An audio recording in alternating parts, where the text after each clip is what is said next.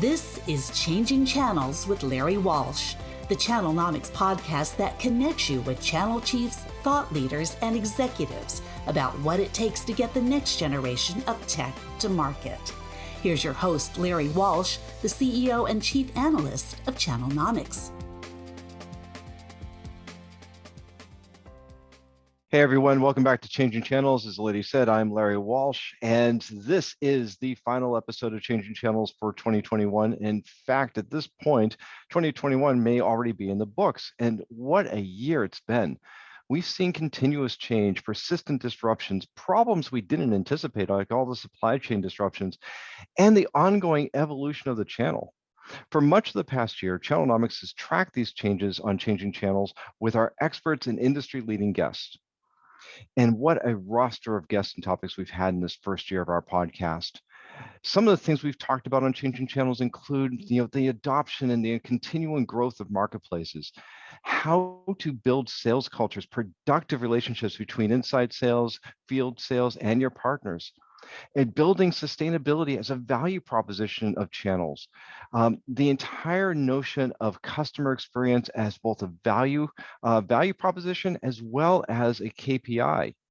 And speaking of KPIs, how KPIs are even evolving and how we are changing the way we're measuring and evaluating partner performance.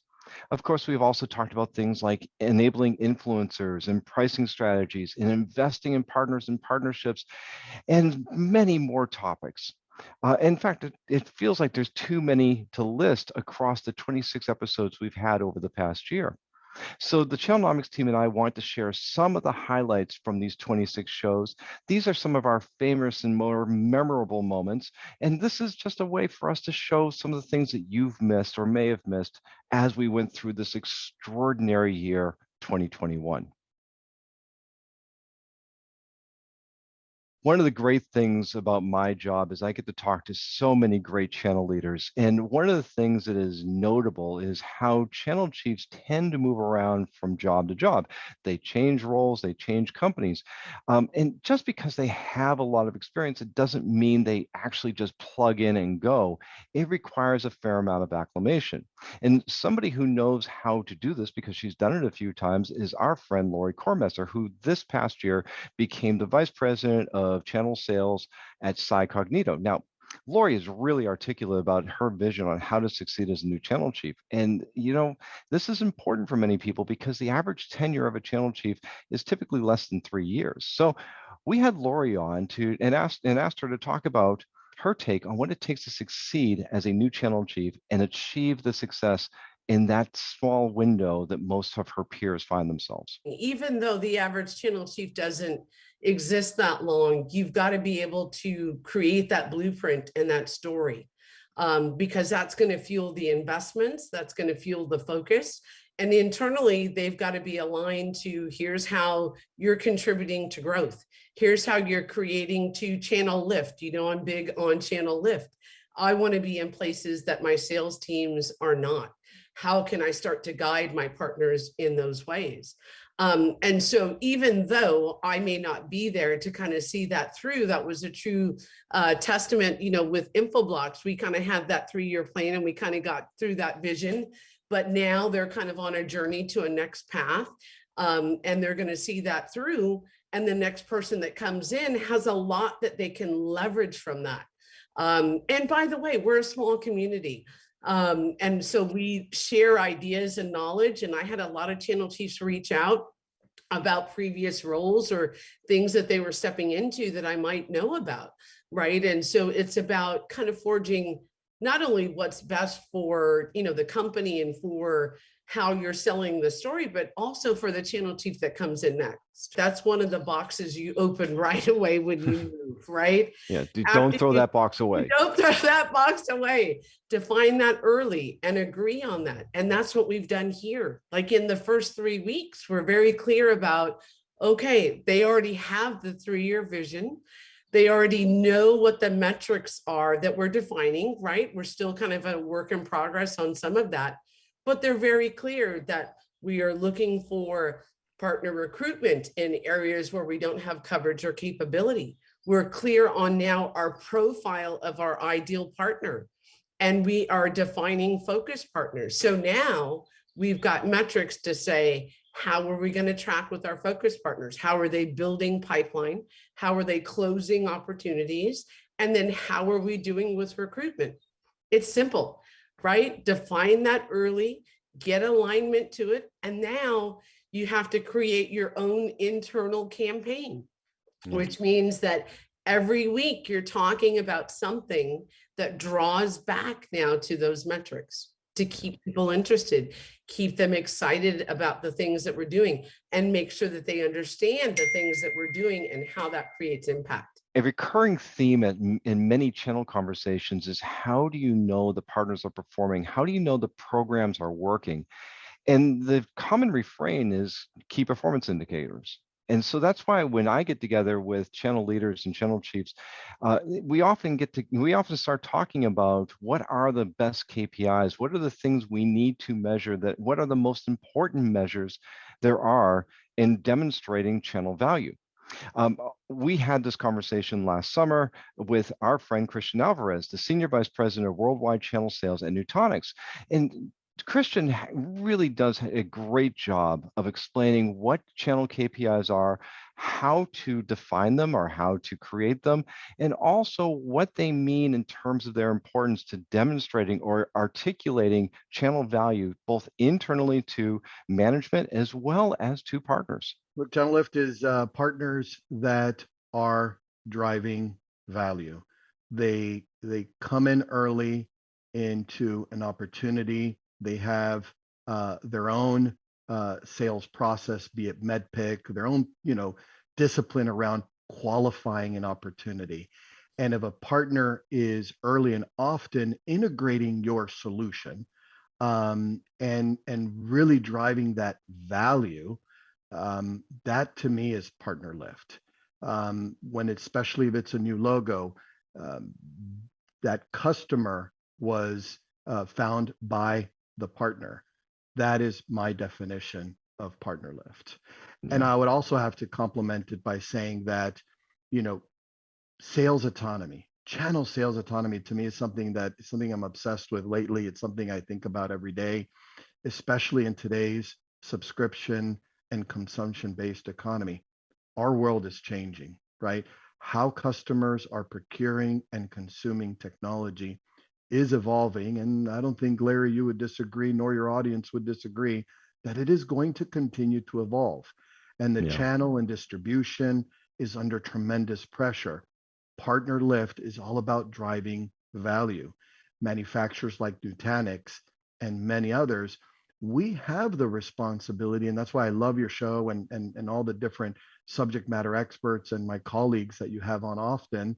I'm a huge fan, by the way, Larry.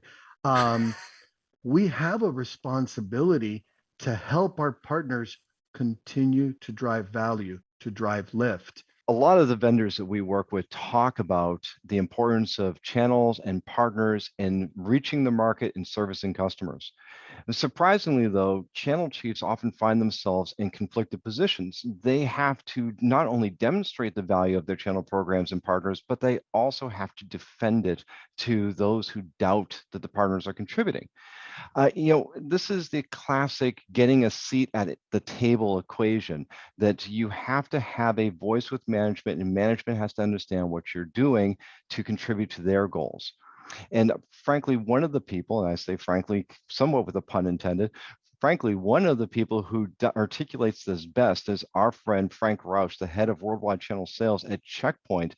And he did a great job when he appeared on Changing Channels to describe what it takes to get that seat at the table, use scorecards and other metrics to gain mind share, and convince leadership and management of what the value of the channel is.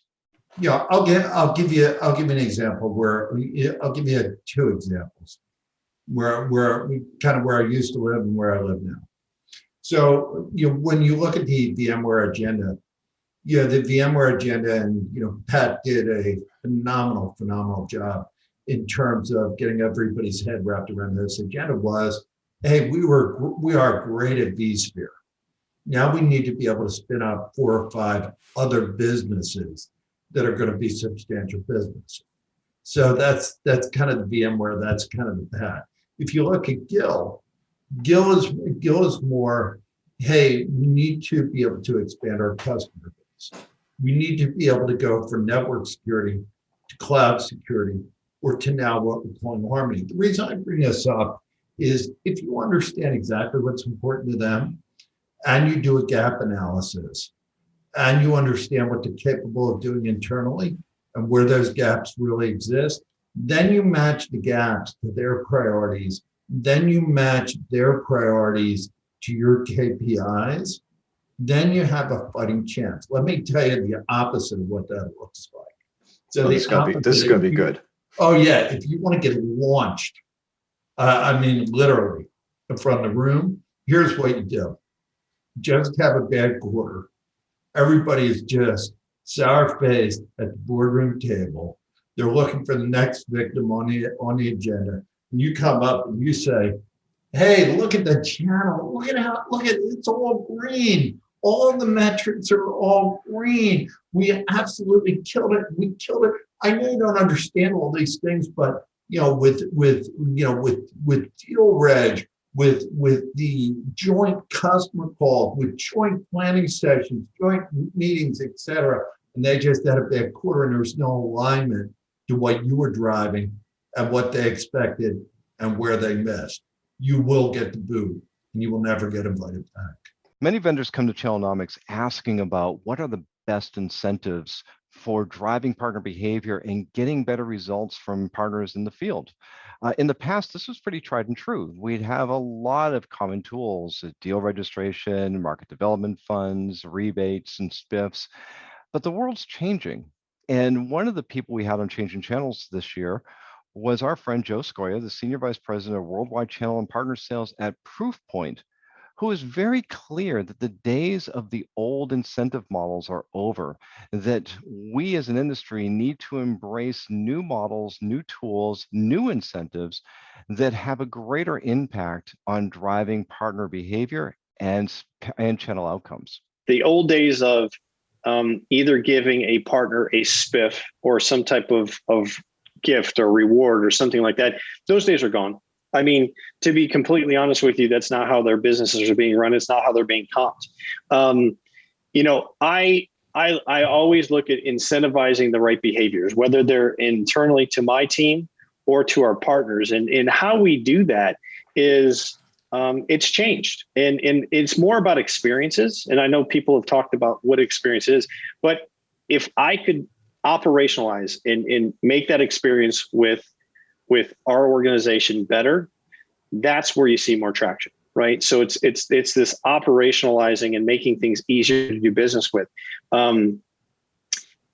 I always like to say simple, stupid, right? And I know that's maybe too simple, but it's my approach to everything is how do we eliminate a lot of that friction, right? That channel friction or friction of doing business. If I can just help tweak a few things to help a partner, either give them a program or give them a playbook, right? A simple playbook of here's how we've had success. Here's how others have success. Let me teach that to you. That's more invaluable than everything, right? Because that's teaching them how to fish. And for that, you can, they attach services to it. And for them, it's a huge multiplier. There's not a day that goes by that someone isn't talking about how marketplaces are disrupting the channel. My opinion is that marketplaces aren't disrupting the channel. They're becoming an augmentation of the channel, a new part of the channel. And one of the interesting things about marketplaces or the marketplace model is that it is turning vendors into sellers or resellers. And one of the places where this is truly taken root, and when I say taken root, I mean generating billions of dollars in sales, is at Microsoft with their co-sell program, where Microsoft sellers are actively pushing the product of their partners.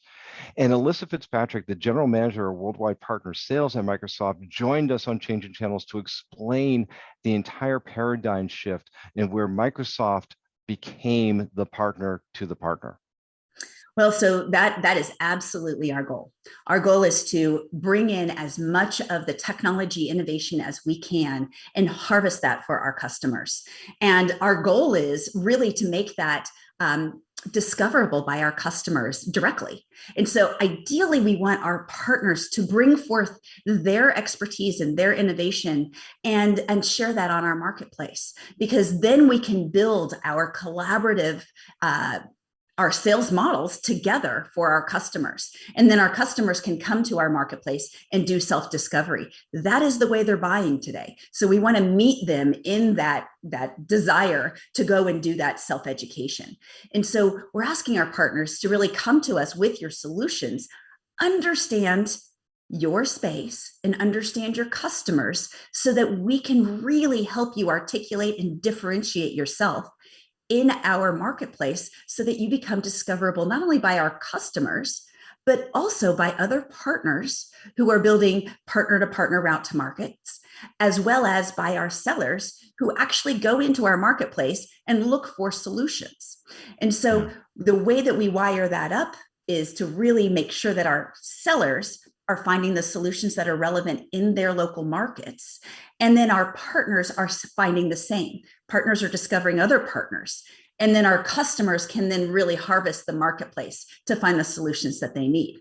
And so when you think about Microsoft and how we reach our customer, it is in three ways. It's through a seller, through our partners, engaging with other partners, and through our marketplace. All three routes to market are powered by our partners. And so we don't go alone, and we want to really expose and promote our partner solutions because that makes our customers much more satisfied, as well as they're meeting their objectives. Now, it pains me to admit this, particularly after a year like 2021, which felt like a decade in and of itself, to say that the world is getting older, or at least my part of the world is. The average middle manager is a millennial, somewhere between 37 and 41 years old. And the reason why I bring up a generational label is because millennials are the decision makers now, and they are increasingly looking to buy through mediums like digital sales mechanisms and marketplaces. And this is causing a lot of vendors to shift their go-to-market strategy around marketplaces and encouraging partners to adopt digital sales strategy and digital sales mechanisms. One of the companies that's doing a fantastic job of facilitating marketplace sales is AppSmart. And our old friend Renee Bergeron, the Senior Vice President and General Manager at AppSmart, joined us to talk about how they've created a platform that has become a trusted advisor to trusted advisor, helping partners facilitate sales securely and safely on behalf of their customers through this online medium. I think they're going to coexist, but I do believe that they're going to be an important part of any vendor and provider revenue. I mean, years ago, Mark Benioff said that in order for him to reach the next billion-dollar level, I think it was 10 at the time, right? The channel would have to be a certain portion. So partners, right, would have to be a certain portion. I think now these providers, whether it's Salesforce or any others, are recognizing that they may have their own marketplace, but their marketplace are going to be technology specific. And they recognize that there are technology agnostic marketplace that are going to feature prominently in the revenue streams for them. And we certainly believe that, and we're investing in support of that belief. And we're seeing tremendous growth, which reaffirms that there is a need in the market, and it is indeed a growing portion of the revenue for providers. People who know me know that I am no fan of the Kardashians, and I have never seen an episode of Keeping Up with the Kardashians, but I have to say I admire the influence that they have in popular culture. And in fact, the topic of influencers is something that is increasingly coming up in the channel. Many vendors want to know how to tap into the power of influencers, or as we have defined it in the B2B channel, as companies that know about opportunities but are non-transacting in technology sales. And that's why we invited our friend Bill Cate, the Vice President of Marketing and Channels at Zebra Technologies, to come talk about the entire program that Zebra built around tapping into influencers to reach new customers and drive more sales to and through partners. Well, you know, it also comes back to the customer. I mean, it is the customer that helps us identify who these relationships are based on who they're relying on to help influence them. There was a study I recently read that said that a business buyer relies on as many as 5 different influencers to help them make a final decision. So we're not looking at identifying influence partners just generically. We're doing it based on specifics of where the industry is going and where our customers are going. So we work very closely with our customers to help identify which kind of influencers that they rely on. In November of 2020, HP launched its Amplify program, a new way of structuring channel programs and partner relationships. And Channelnomics played a role in the development and the launch of Amplify, which I really have to say is an amazing experience for myself and my team. But one of the things that we took away from that engagement was the importance of sustainability as a value proposition. And HP has made sustainability a tenet of its channel strategy and its partner relationships. There's an entire program called HP Amplify Impact, which encourages partners to adopt sustainability, being environmentally friendly, but also what we call in the industry DEI, diversity, equality, and inclusion. Sustainability is increasingly a litmus test for many buyers. They're looking for suppliers that are ecologically and environmentally friendly, that they have sound policies for treating their people and treating the world around them. And HP is one of the companies leading the way in sustainability. Our friend, Mary Beth Walker, the head of global channel strategy at HP, not only oversaw the development of Amplify, but she is continuing to shepherd Amplify Impact in the sustainability program through the channel into a higher level of adoption and fruition. And Mary Beth joined us to talk about why sustainability is such an important issue, particularly in channel relationships. We are one of the leading technology companies in the sustainable impact arena. We've actually said that we want to be #1 technology company by 2030 in this area. And we've invested, just millions and millions of dollars into this area.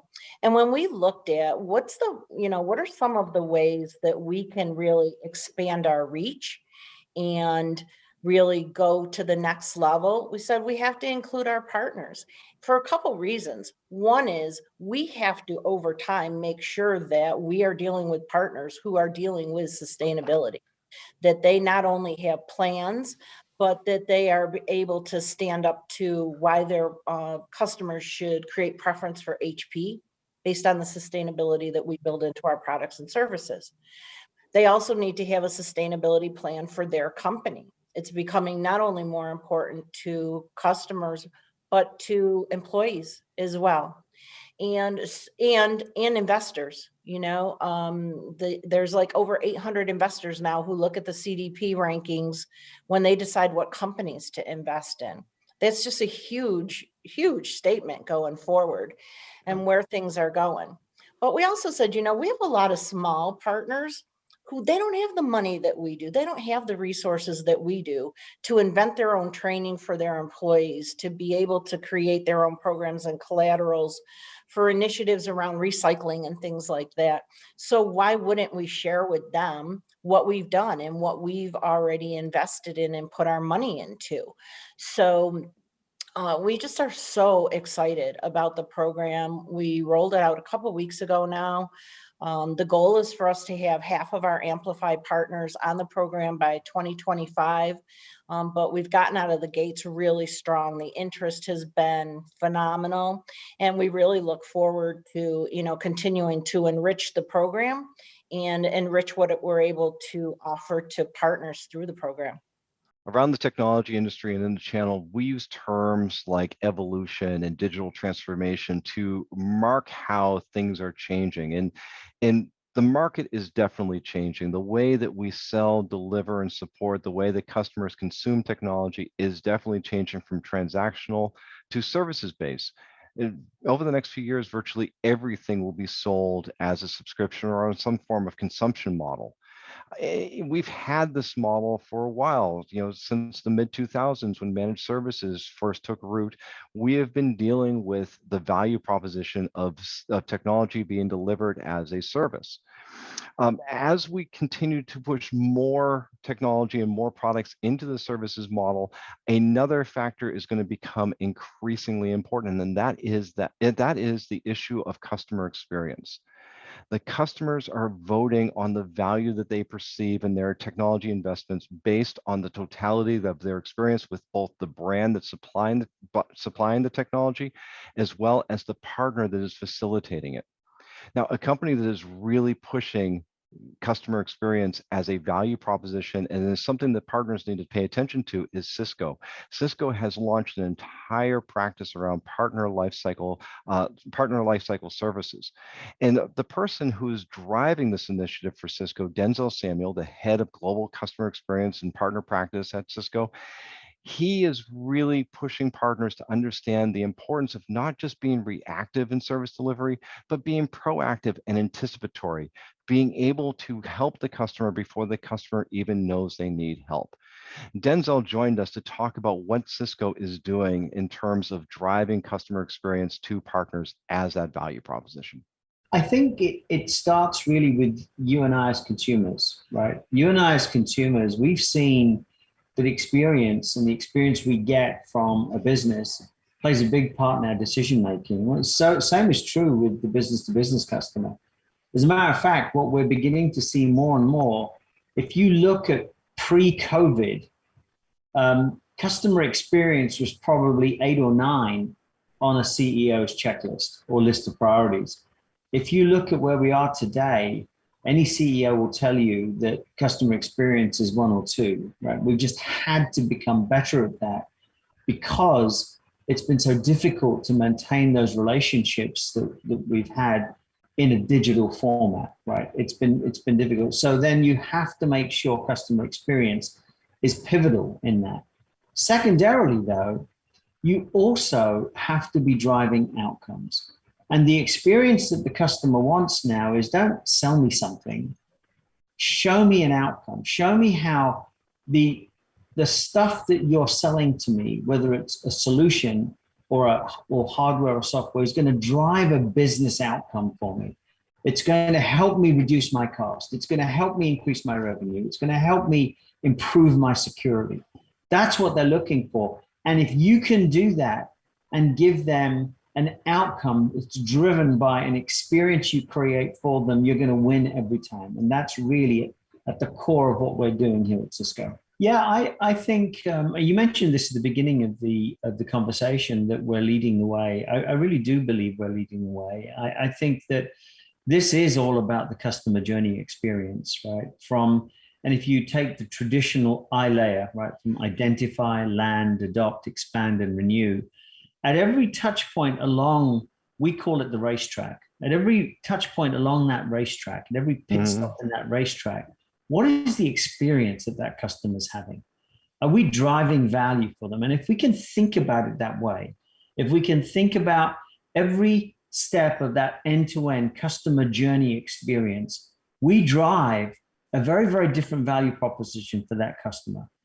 And our partners are understanding that. Our partners are absolutely embracing that.